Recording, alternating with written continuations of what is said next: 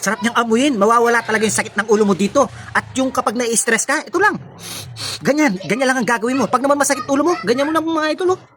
Mga idol, napakalupit, napakaganda na.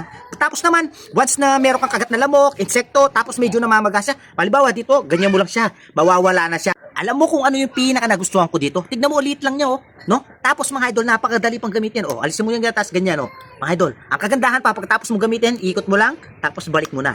Napakalupit, napakaganda. At ang dami niya talagang nagagawa. Biruin mo, kung nasa trabaho ka, kahit saan pwede mong dalhin. Nasa trabaho, nasa beach, nasa outing, pwede. Nahihilo ka sa biyahe, magdala ka lang nito. Mawawala na yung hilo mo, basta yung amuyin mo lang, mga idol. Kung may sipon ka, ganito lang ang gagawin mo, mga idol. Napakalupit niya, ganito.